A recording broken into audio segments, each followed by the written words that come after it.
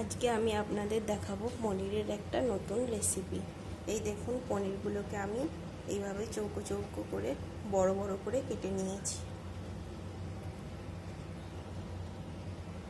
এরপর এখানে বাদাম নিয়েছি মশলা দেওয়ার জন্য।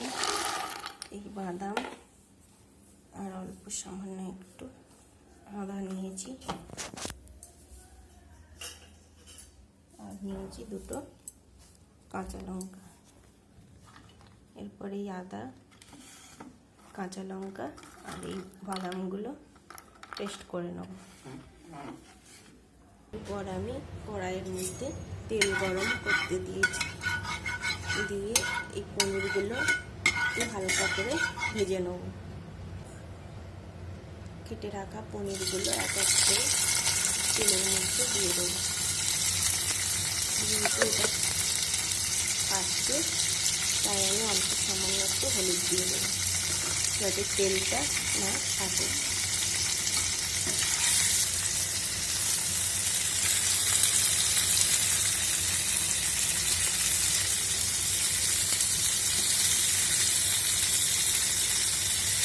এরপর আমি উল্টে পাল্টে লাল লাল করে ভেজে নেব।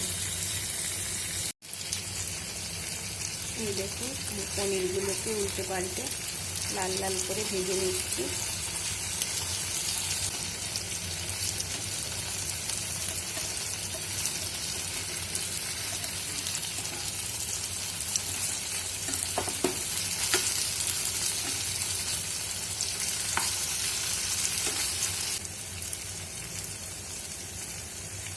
দেখুন, পনিরগুলো ভাজা হয়ে গেছে। এরপর আমি এগুলো তুলে রাখবো।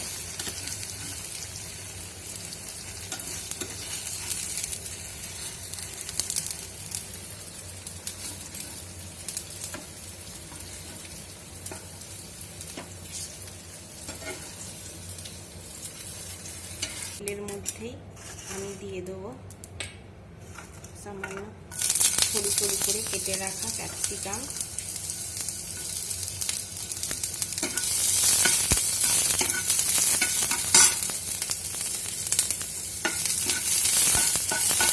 ক্যাপসিকামগুলো বেশি ভাজবো না, অল্প ভাজবো। তারপর এখানে নিয়েছি জিরে গুঁড়ো, গরম মশলা, কাশ্মীরি লঙ্কা গুঁড়ো, ঝাল লঙ্কা গুঁড়ো, নুন, হলুদ আর কিছু মেথি পাতা। এই মশলাগুলো আমি এক এক করে এতে অ্যাড করে দেবো। এরপর আমি এতে যে বাদামটা বেটে রেখেছিলাম, এই বাদাম বাটাটা দিয়ে দেবো। বাদাম বাটার এটা ধুয়ে সেই জলটা এতে দিয়ে দেবো।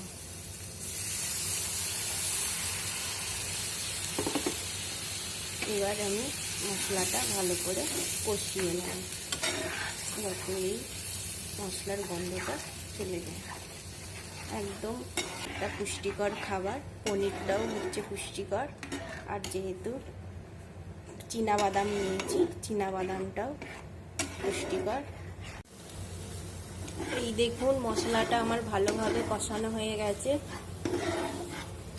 এরপর আমি এতে আরেকটু জল দিয়ে দেবো,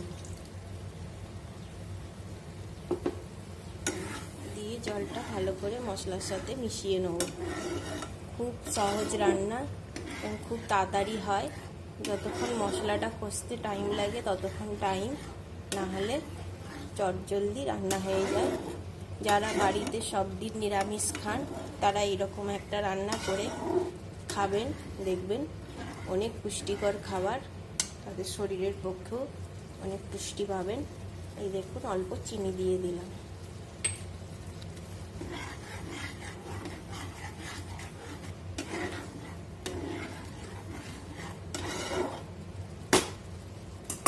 এরপর একটা কাঁচা লঙ্কাকে এরকম দু ফালি করে রেখেছিলাম, সেই লঙ্কাটাও এতে দিয়ে দিলাম।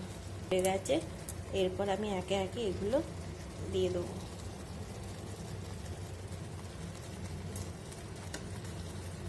একে একে ভেজে রাখা পনিরগুলো এইভাবে ছড়িয়ে সাজিয়ে দেবো। তাড়াতাড়ি রান্নাটা হয়ে যায়, একদম টাইম লাগে না। কেউ বুঝতেই পারবেন না এটা পনির রান্না বলে, পুরো লাগছে যেন একটা মাছের পিসের মতো। আমার রান্নাটা একদম রেডি। এই পর্যায়ে আমি গ্যাসটার ফ্লেমটা অফ করে দেবো, দিয়ে খানিকক্ষণ চাপা দিয়ে তারপর আপনাদের দেখাচ্ছি। এই দেখুন, এবার আমি এক এক করে পনিরগুলো একটা থালায় তুলে নেব।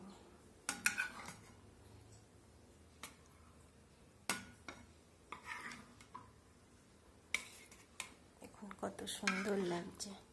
বলছি না, যারা নিরামিষ খাবার খান তারা দেখলেই ভয় পেয়ে যাবে যে আমাদের পাতে মাছের পিস পড়ে গেল।